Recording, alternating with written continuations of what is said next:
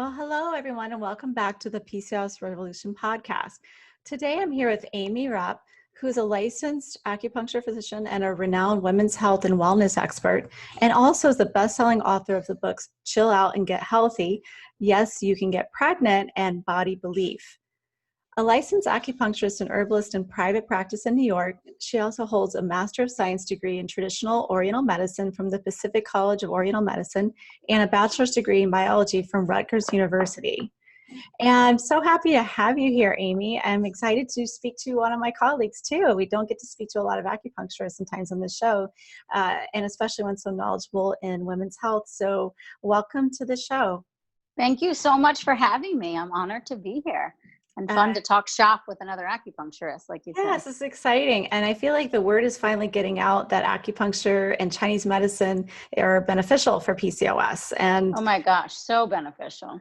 Yeah, and it's great because not only for cycle regulation, but also for having a healthy pregnancy. It's really what we focus on. It's not just getting pregnant part, but the having a healthy pregnancy as well. Yes. And as we know with PCOS, there are some roadblocks as far as preparing for pregnancy and trying to really do all that you can. So tell us a little bit about why you got into women's health and working with fertility, and a little bit about what inspired you.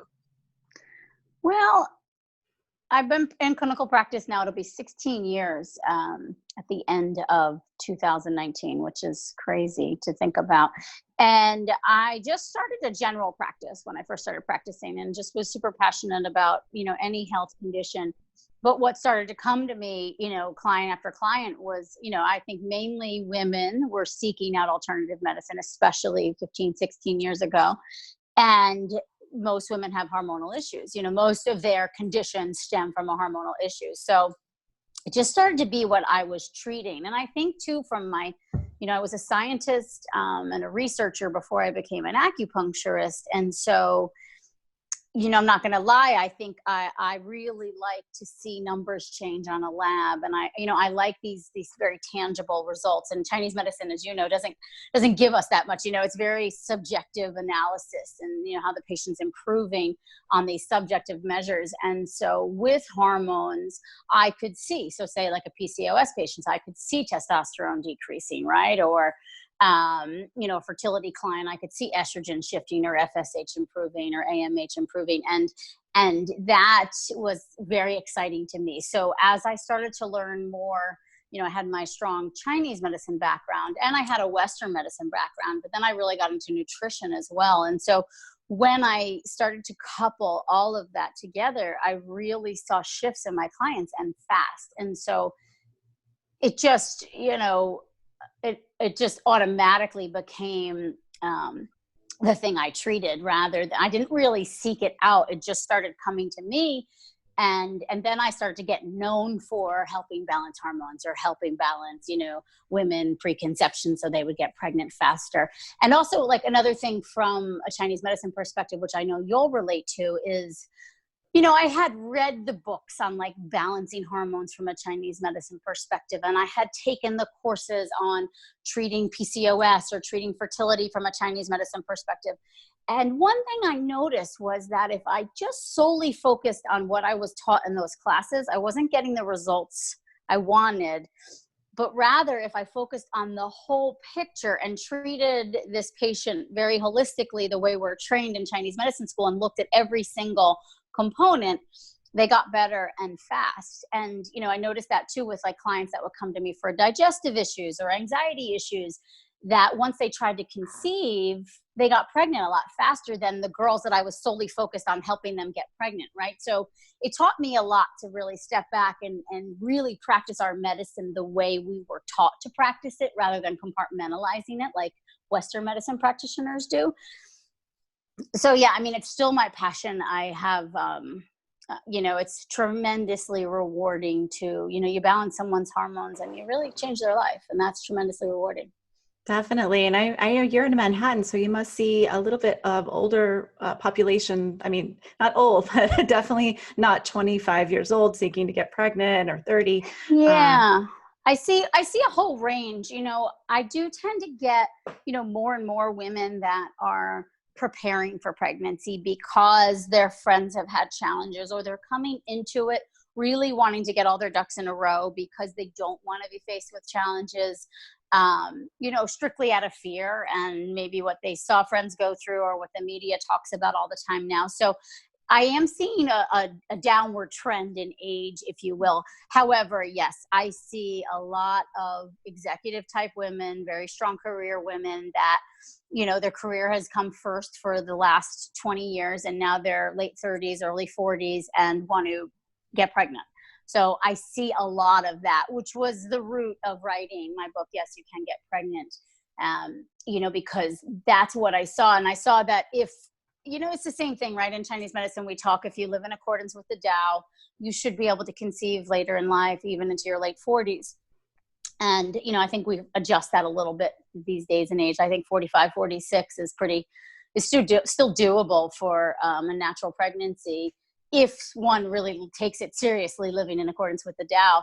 But that's really what inspired Yes, You Can Get Pregnant, was all these women living in fear that they had missed their boat and they didn't freeze their eggs early enough. And, they're never going to get pregnant. IVF is the only option, or donor egg is the only option. And, I really wanted to change that conversation because I think there are a lot of things we can do and prepare at any age. I mean, no matter what, you should prepare for pregnancy. We prepare for buying a house. We prepare for our weddings. We prepare for all these other major life decisions.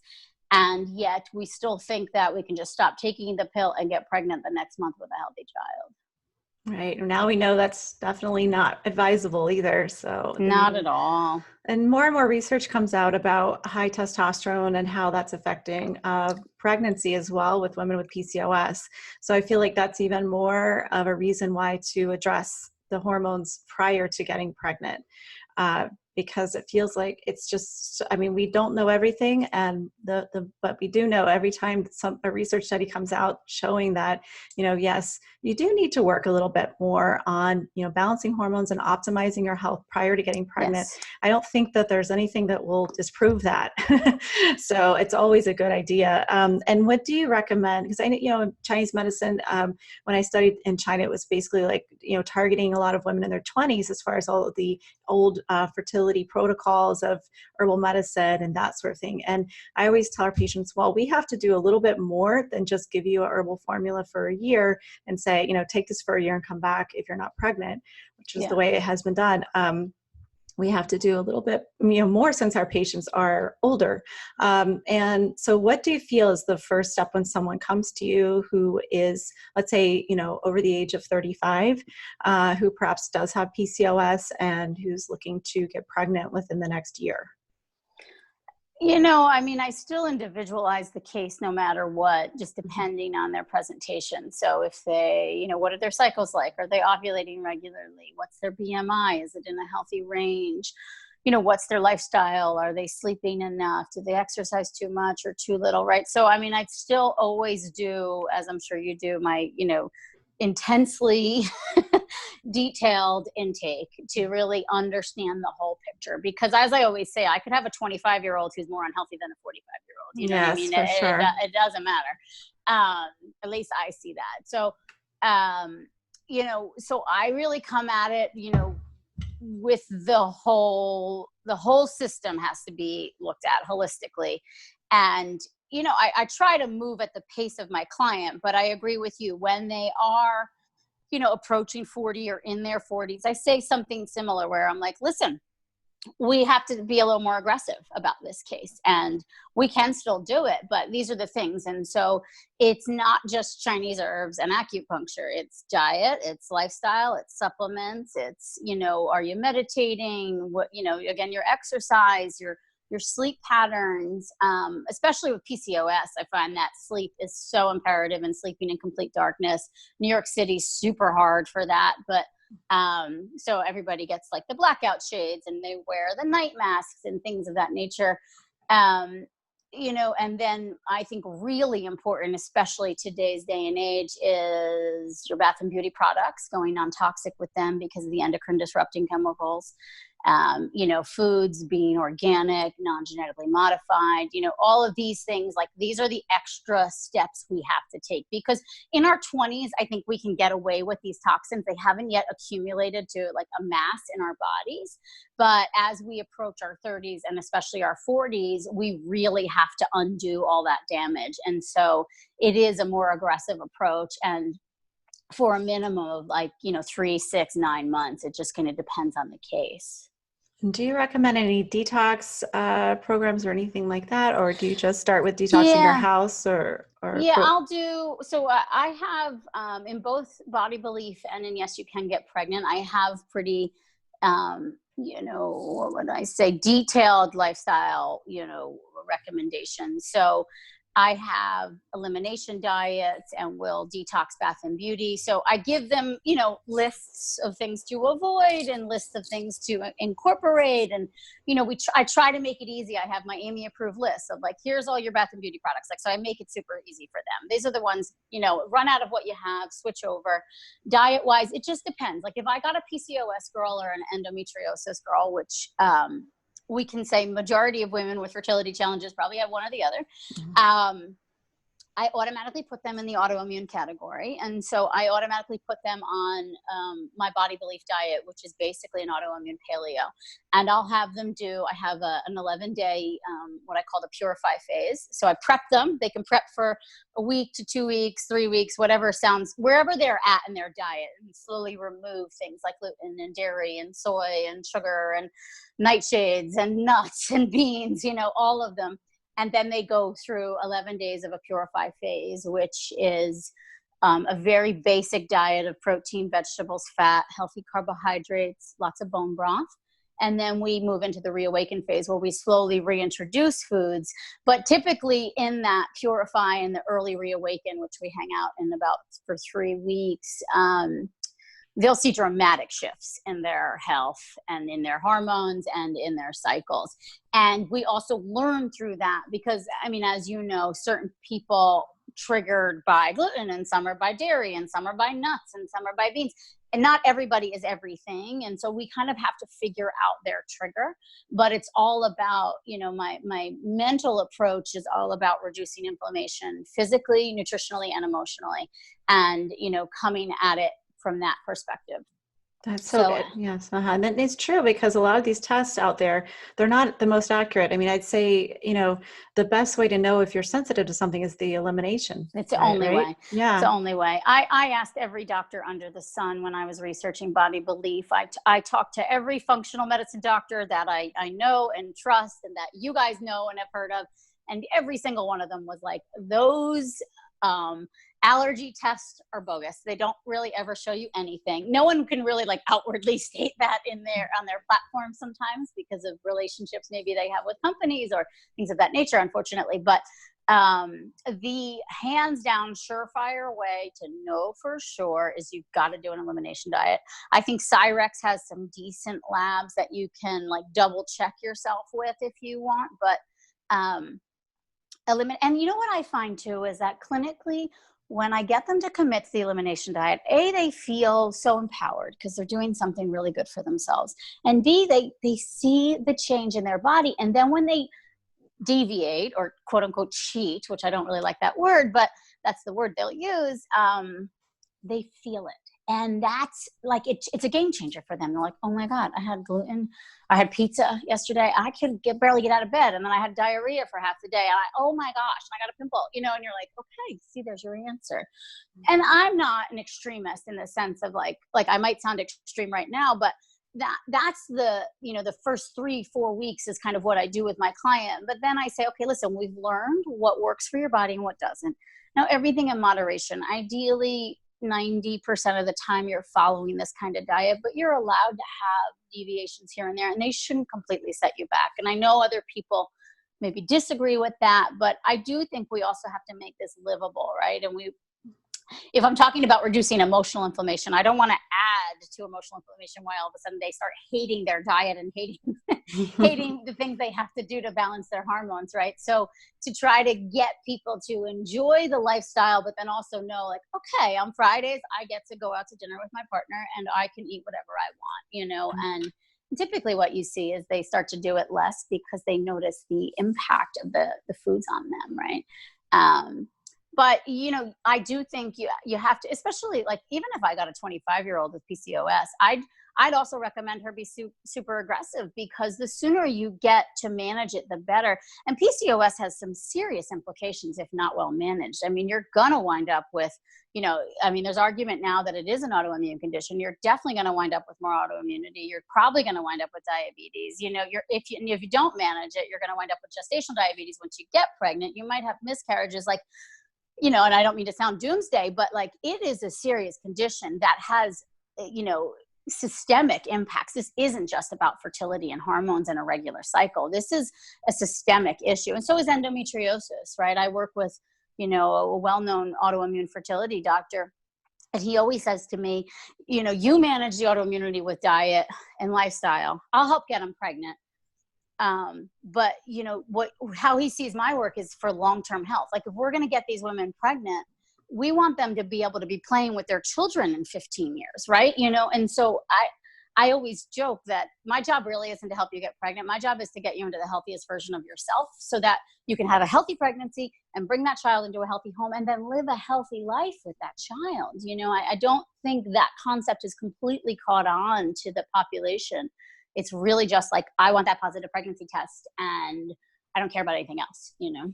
Yeah, it's so true. It is so good. And I hope that all of you listening right now know that, and I know that you do know, but we do have patients that we come in contact with quite a bit who will say, I got pregnant naturally, and so I'm good, right? My doctor doesn't think that my PCOS is an issue. And it's like, it is an issue, because we can measure your inflammation. We can see it right here. You're pre-diabetic. There are changes we have to make. And yes, you can get pregnant with PCOS naturally. We see that all the time, but that is half the battle, you know? And I think, you know, I think that's a good point to touch upon. It's like, it can happen. And listen, even if you ovulate on day 40, you could still get pregnant. I feel like that's something PCOS girls know. Like, I have PCOS girls that'll have like a 100-day cycle, and I get them down to a 50-day cycle. So they're still ovulating on day 34, 36. And guess what? They can still get pregnant. You know, we've made enough of an impact, right? So it's not about getting to this perfect 28-day cycle, which, you know, you and I know doesn't really exist. I mean, everybody fluctuates from there. It's really just about, you know, getting the body back into balance. But yeah, you know, PCOS especially, I mean, and endometriosis as well. Inflammation is key to manage before you get pregnant, because there is a lot of research as well that shows the higher amounts of inflammation in your body when you do get pregnant impacts the health of your child and their likelihood of issues down the road, you know? So this is not just about you, it's about your children, and it's about your children's children. So you really, you know, I think that's where, to me, the emotional piece comes in, of like, how in your power are you to think about motherhood from this grander perspective, that this is not just the short-term goal, like, this is impacting your family for generations. And so to take it quite seriously. Yes, and I read this amazing book on introverts. I wish I could remember the name of it, but it actually talks about, you know, the whole the whole thing about breaking the pattern in your family, emotionally as well. And certain times I find that people I know, or that sort of thing, that have PCOS do have that quality as well of kind of pattern interruption. So they're deciding, you know what, it stops with me. You know, like in my case, my father was diabetic, or he is diabetic. And, you know, I made a conscious effort when I found out I had PCOS to really exercise and eat well. And even if I didn't want to, and I still don't want to sometimes, I still want to have something, you know. That's it. You know, and I think that's it too, of like breaking that pattern in a compassionate, forgiving type of way, right? You know, we can approach it like food becomes the enemy, or we can approach it like food becomes, you know, or these lifestyle choices as well become the way to support and nourish ourselves, and to just, you know, it's like that being easy on ourselves too. Because if we do think about that autoimmune component, and I talk about this a lot in Body Belief, you know, and you'll understand this from a Chinese medicine perspective. So autoimmunity is when the body begins attacking itself for unknown reasons and creates antibodies. And there's research that shows in PCOS patients, we have an antibody to the gonadotropin releasing hormone receptor in the body, which is actually, they think, maybe at the root of then the gonadotropin releasing hormone goes berserk, overcreates testosterone, and you have this metabolic issue, right?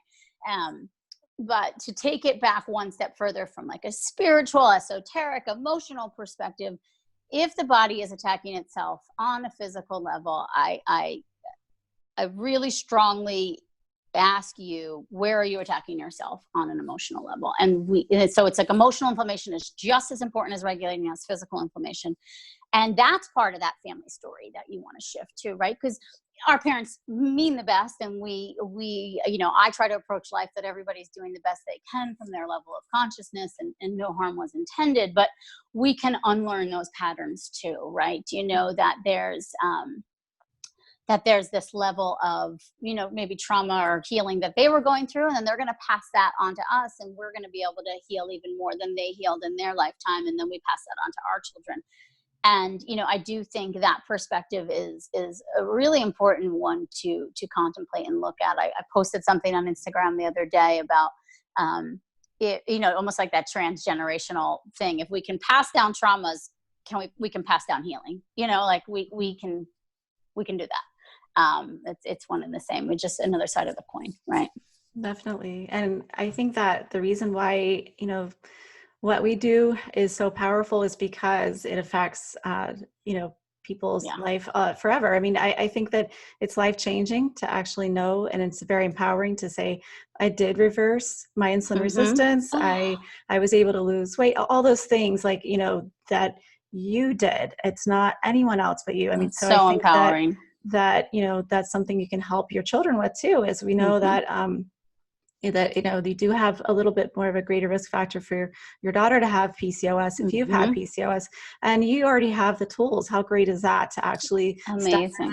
And especially as they hit puberty or, teenage years, you can actually really make a difference and teach them. So I really think that it is a journey, and it's not an overnight process. But if you're listening and you are considering seeing an acupuncturist, or trying to look at herbal formulas and that sort of thing to start with, I think it's great to find someone like yourself who really works with pregnant women and works with infertility on a day-to-day basis, and who understands reproductive hormones. As basically we know that Chinese medicine is very helpful for so many things, but I think it's very helpful also to have that additional understanding as well of I hormones. agree. I feel like I always say this too in the clinic, that like I could just treat you with acupuncture and put some herbs in the mix, based on your pulse and your tongue and the diagnosis I come up with, which is the traditional way to do it. But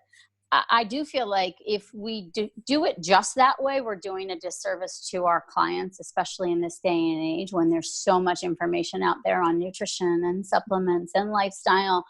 And also, we're abandoning some of our training if we don't incorporate these lifestyle and diet changes. And unfortunately, I do see a handful of acupuncturists out there who don't recommend dietary changes or supplements, or aren't staying on top of their clients. So it's like, if you follow the recommendations from the diet and the supplement and the lifestyle, side of things, you will see faster and greater results from the Chinese medicine, from the acupuncture and herbs. And I always say it's because the body's cleaner. It's easier for the qi to move, so I've kind of eliminated the inflammation, and now the acupuncture and the herbs can be a lot more effective. But if you're eating a poor diet and foods that are continually causing inflammation, and I give you herbs on top of it, you're not even going to absorb the herbs. You're absorbing like 20% of them. So that's just a waste of your money and your time. And so I feel like, for me, that's a disservice. And,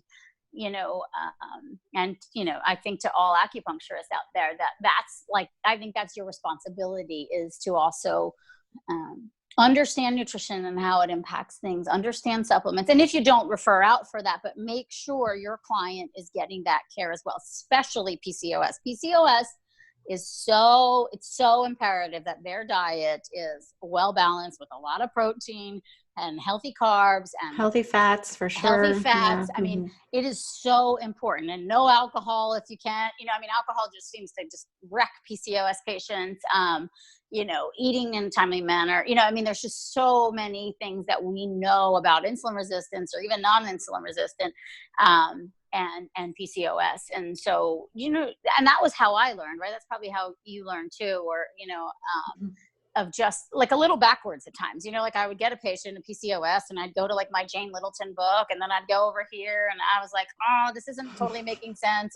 Everybody says Guizhou Fuling Wan, but that's not right. It's a Chinese herbal formula. That's not her case. And so then I was like, oh, there's this non-insulin resistant type. Oh, there's like this skinny PCOS patients, right? Like we learned about it so differently in Chinese medicine. Like there was these cysts and they're very phlegmy, and there was just one kind of approach. And then now in the modern times, to really, you have to be on top of your game and understand all of the environmental influences and how to best work for your patients.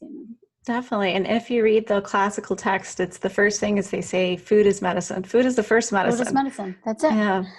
And I mean, we, my client, my colleague and friend, Nicole Jardum, I always quote her. She says, you can't out supplement a crappy diet, and it's true. It's just like, and even in like the physician's desk reference, right? They say 15% of supplements are absorbed by the body. So A, you got to buy good quality supplements, but B, you have to think about that. Like basically, if you're eating a diet that your body can't absorb or digest or transform properly, those supplements are a waste of your money and your time. So you got to work on your diet first, and your food should be, your primary medicine and your primary form of supplementation. And then we add on top of it. But even for me in my clinic, I mean, all the supplements I recommend are actually foods. They're just kind of put into pill form. Definitely. And that's how I try to approach it, Definitely. And if you could recommend a resource for someone that perhaps wants to know more about, we definitely are going to list your books also, but a helpful resource for someone out there who, is kind of thinking about. We created an opt-in for you guys. I might not remember the link. Oh my gosh. It's my PDF on how to get in 80 grams of protein a day. And that is really key for PCOS clients. I think really any of my, any woman, to be honest, but, so if you go to aimeeraupp.com/ I think it's 80 grams, but I'll get you the actual link. You can put it in there. And we devised that free opt-in for you guys. So you guys can have that. And I think additional resources beyond that, I think my book, Yes, You Can Get Pregnant, is a great place to start. And, if you want to learn more about me, aimeeraupp.com. And I also host weekly Facebook and Instagram lives on Thursdays or Fridays Thursdays at noon. Sorry, summer schedule. I'm all over the place. Where I'm always talking about different women's health topics, and a lot of them are hormone related. So I have a ton of resources. If you could head to my website, and you'll see that we have a fertility quiz, we have a fertility starter kit, and we have this 80 grams of protein opt-in for the PCOS women as well. Awesome. Very good. Well, this has been so inspiring and helpful. And I think that we're living in a time where there's just a whole lot of options available. I really think that we need to change the way we think a lot about our diagnosis with PCOS and think about it as an opportunity. That's what I always try to emphasize, definitely. That's it. It is. It's all an opportunity to not get too lost in, the identity of it, but rather use it as a means to empower yourself. Right. So, and I always say too, like PCOS of all of the conditions, and I say this, I guess, in a jestful way, but I feel like it's pretty easy to treat, so don't be hard on yourself. We know so much, and there's so much you can do to empower yourself and to radically shift your health, and beyond just taking spironolactone and metformin. You know what I mean? There's so many things that you can do that you want to do too for your long-term health. So don't get, I hope you don't get too overwhelmed by the diagnosis, and rather use it as a means to really educate yourself and empower yourself. For sure. Thank you so much, Aimee. And I really look forward to reading your books and looking at your website a little more. I'd love to jump on a Facebook Live with you one day. It'll be really fun. Oh, I love that. Let's totally do that. That would be Yes, so for fun. sure. Great. I love it. All right. Thank you. And thanks everybody for listening. Have a beautiful week. And I look forward to talking with you next week.